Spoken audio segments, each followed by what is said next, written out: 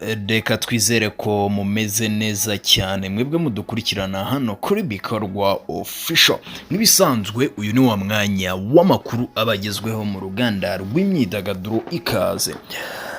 Bruce Melody yahuye na ambasaderi w'u Rwanda muri Canada, kandi turababwira no kuri Element wakoze ibitangaza hariya mu gihugu cya Uganda. So ngo bimeze bite rero? Bruce Melody umaze iminsi mu gihugu cya Canada, aho yari yaragiye gukorera ibitaramo bitandukanye kuri uyu wa 27 Ugushyingo 2024, yahuye na ambasaderi w'u Rwanda muri kiriya gihugu, ambasaderi Prosper Higiro. Wow! So ni intambwe ikomeye cyane, ni ikintu gishimishije cyane kuba umuhanzi nka Bruce Melody ahura na ambasaderi. It is a good, ni ishusho nziza cyane. So mu butumwa uyu muhanzi yanyujije ku mbuga nkoranyambaga, ubwo ni Bruce Melody yagaragaje ko yashimishijwe cyane no guhura na ambasaderi w'u Rwanda muri Canada, gusa yirinda kuvuga byinshi bijyanye n'ibiganiro bagiranye. Ntabwo yashatse kuduciramo muri make ibiganiro bye na ambasaderi w'u Rwanda muri Canada icyo byari bigamije. So gusa uko byagenda kose ni ikintu cyiza, ni ishusho nziza cyane. Guhera mu Kwakira nibwo Bruce Melody yatangiriye ibitaramo bye mu mujyi wa Ottawa, aho yataramiye mu ijoro ryo kuri uyu wa 26 Ukwakira 2024. ni igitaramo cyitabiriwe n'abantu batandukanye biganjemo abanyarwanda batuye muri uriya mujyi wa Ottawa ndetse no mu nkengero zawo, cyane ko icyumba cyari cyateguwe kuberamo cyari cyakubise cyuzuye.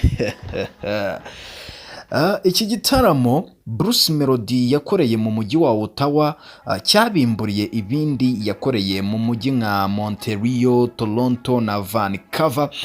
Ngira ngo murabyuka twabagejejeho aya makuru ubwo nabwo aherukayo muri iyi mijyi nka Montreal, Toronto, Vancouver, ho aheruka gutwika. So Bruce Melody rero urumva ko yahuye na ambasaderi w'u Rwanda muri kiriya gihugu. Ni isura nziza guys, ni isura nziza, bipresent igihugu cyacu, bikanagaragaza aho cyaserevo umuziki wacu maze kugeraho, abahanzi bacu bigaragaza uburyo ki bahabwa agaciro. Reka mvuge ko ari great achievement. So nk'uko bisanzwe, hanyuma Element we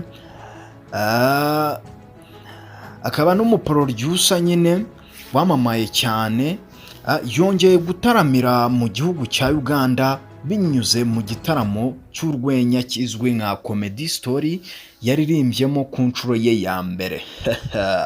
So ibi bitaramo byabaye mu ijoro ryo kuri uyu wa gatandatu tariki 27 Ugushyingo 2024, bisanzwe bitegurwa n'umunyarwenya Alex Muhangi uheruka i Kigali mu bitaramo bya Genzi Comedy byabereye muri Camp Kigali.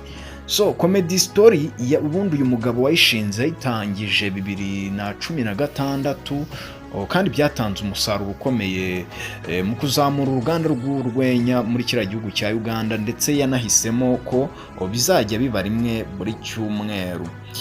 So rero bihuza cyane abanyarwenya bakizamuka n'abandi bubatse izina bakora stand up comedy muri kiriya gitaramo. So Element yaririmbye indirimbo ze zirimo nka Fude Twa yakoranye na Roskana na Bruce Melody, aririmba indirimbo kandi nka Milele Kashe Sikosa yakoranye na The Ben na Kevin Kade, n'izindi yaririmbye mu buryo bwa playback.